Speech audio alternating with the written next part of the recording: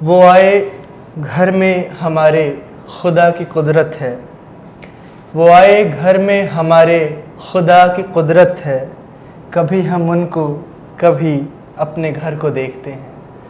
मिर्ज़ा गालिब का यही शेर मेरे जहन में आया, मुझे याद आया जब अज़हर इकबाल साहब रायपुर आए। और बहुत बहुत स्वागत है अज़हर इकबाल सर आपका। और हम ये वीडियो समतल के लिए रिकॉर्ड कर रहे हैं। तो सबसे पहले हम चाहेंगे कि आप एक अपना, जिसकी ज़रूरत नहीं है पर अदब आदाब के लिए, आप अपना एक छोटा सा परिचय हमारे दर्शकों को दे दें। अब देखिए, जैसा कि आपने बताया, मेरा नाम अज़हर इकबाल है और मेरा ताल्लुक़ जो है वो मुज़फ़्फ़रनगर एक शहर है वेस्ट यूपी में, वहाँ एक छोटा सा कस्बा है बुढ़ाना। तो वो मेरा आबाई वतन है, मेरा पैतृक निवास है। तो वहीं मेरी शुरुआती जो तालीम का सिलसिला रहा, जो शिक्षा दीक्षा हुई, वो वहीं पर हुई। उसके बाद फिर स्कूलिंग के बाद जॉब में चला गया और मुख्तलिफ़ हवालों से मुख्तलिफ़ शहरों में रहना हुआ। जी, आप हर वक्त मुस्कुराते रहते हैं। आपको देखकर आशू मिश्रा का एक शेर मेरे जहन में अक्सर आता है। मैं इसलिए भी तबस्सुम सजाए फिरता हूँ, मैं इसलिए भी तबस्सुम सजाए फिरता हूँ कि कोई शख्स मुझे देखकर उदास ना हो। क्या बात। तो क्या आप तबस्सुम इसीलिए सजाए फिरते हैं कि कोई आपको देखकर उदास ना हो, या इसके पीछे कोई और बात है? वो जिस शख्स का आपने शेर सुना है, एक तो वो बहुत मुझे अजीज़ है, आशू मिश्रा, और उसका शेर भी खैर ये कमाल है।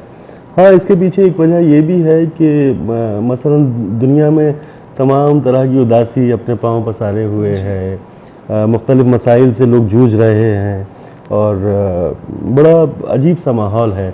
तो ऐसे में अगर आपकी मुस्कुराहट जो है वो किसी को सुकून बख्शती हो, तो मुझे लगता है कि एक नेकी है। जी जी, बिल्कुल।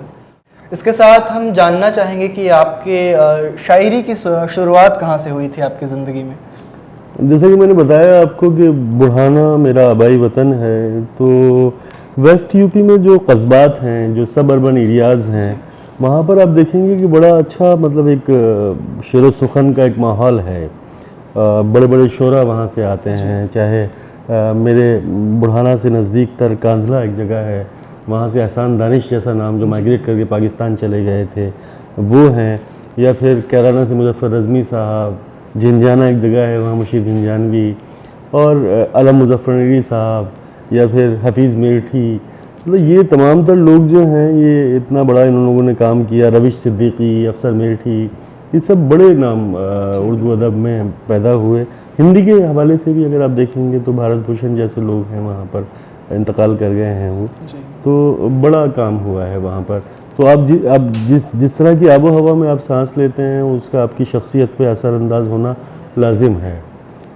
तो मेरे इर्द गिर्द इस तरह का माहौल रहा, थोड़ा लिटरेरी, थोड़ा सा साहित्यिक माहौल, जिसमें मैंने सांस ली। और मेरे घर का माहौल भी थोड़ा सा था कि मेरे ख़ानदान में, मैं ननिहाल और दरियाल में दोनों तरफ शायरी को पसंद किया जाता है, शेर कहे जाते हैं और सुखन फहम लोग हैं।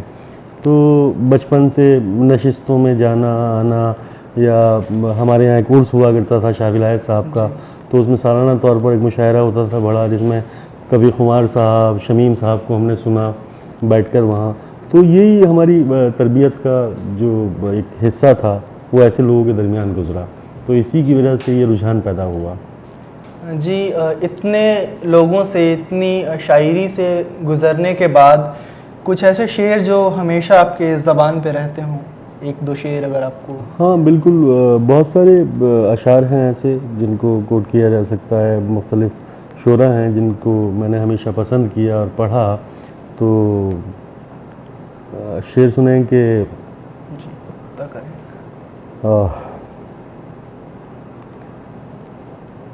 आखिर शब हुई आगाज़ कहानी अपनी, आखिर शब हुई आगाज़ कहानी अपनी, हमने पाया अभी तो एक उम्र गंवा कर उसको।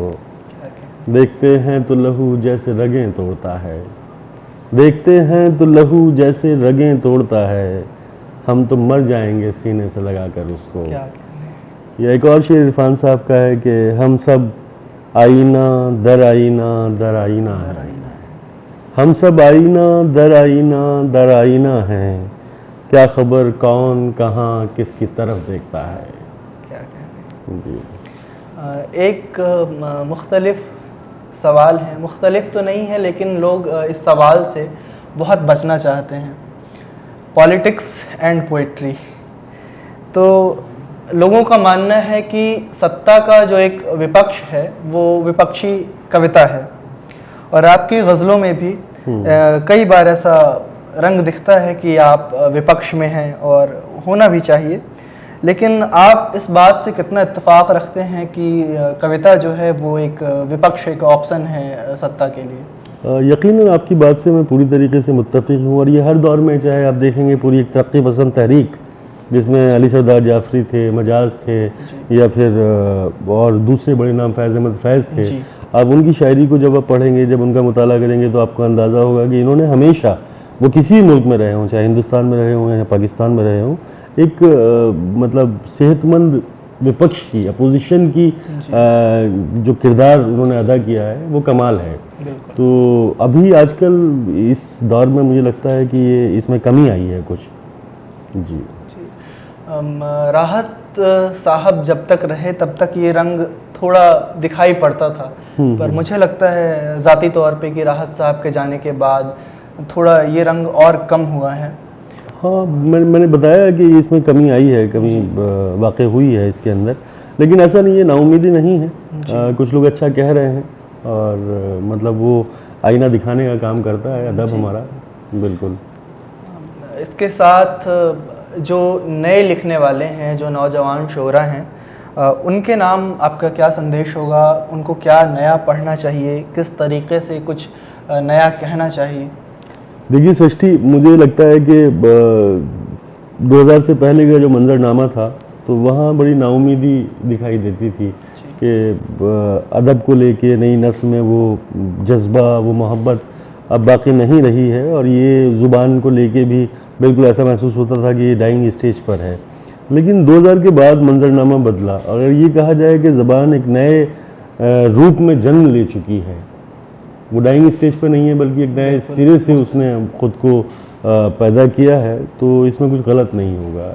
नई नस्ल में बहुत अच्छा कहने वाले लोग मौजूद हैं, खासकर दिल्ली के अतराफ़ में या फिर रायपुर में। जैसे आप खुद एक छोटे से गांव से या एक ऐसी जगह से आते हैं जहां पर उर्दू का बोलना, सीखना या पढ़ना बड़ा नायाब समझा जाता है, और आप अच्छे शेर कहते हैं, तो आप तो खुद एक विटनेस हैं इस बात के कि शायरी किस तरफ जा रही है हमारी।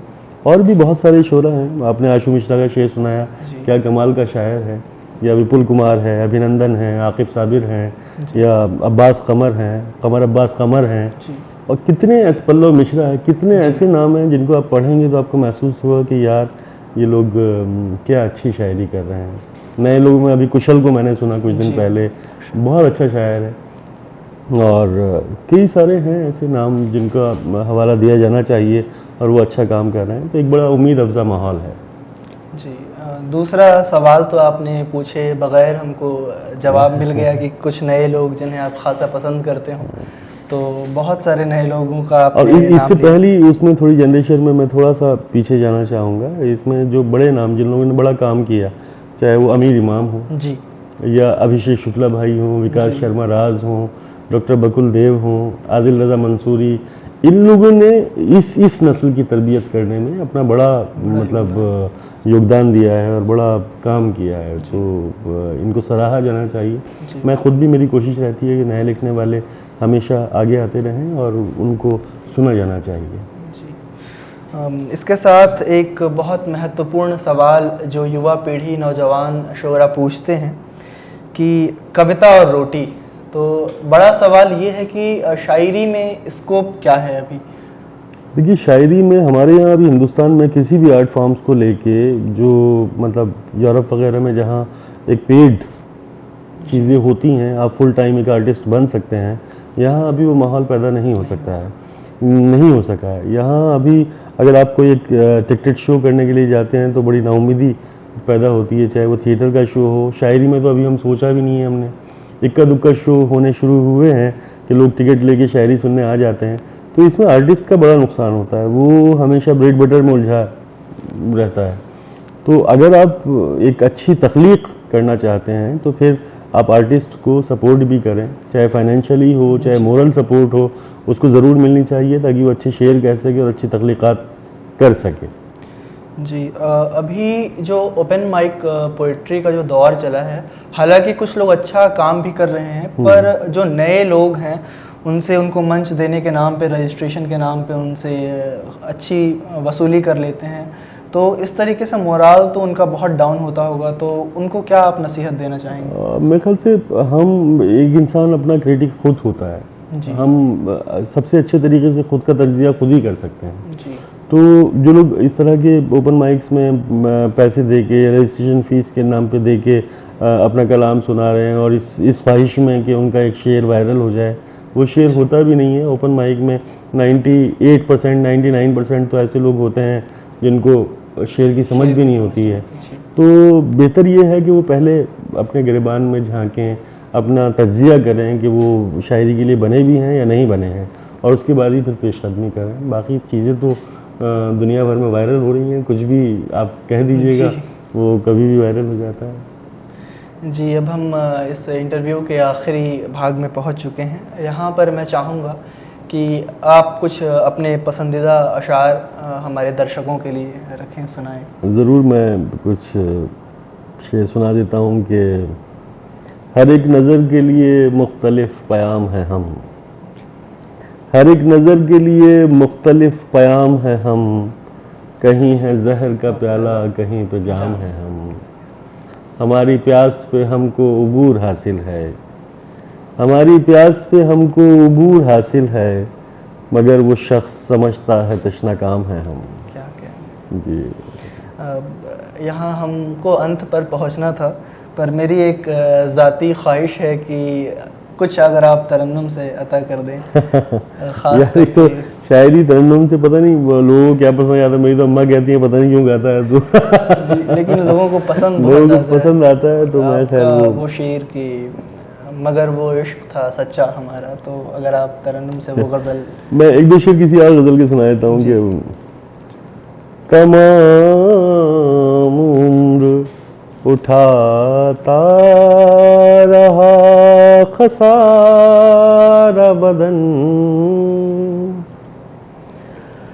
तमाम उम्र उठाता रहा खसारा बदन, किसी को दिल में रखा और किसी पे वारा बदन। बहुत शुक्रिया।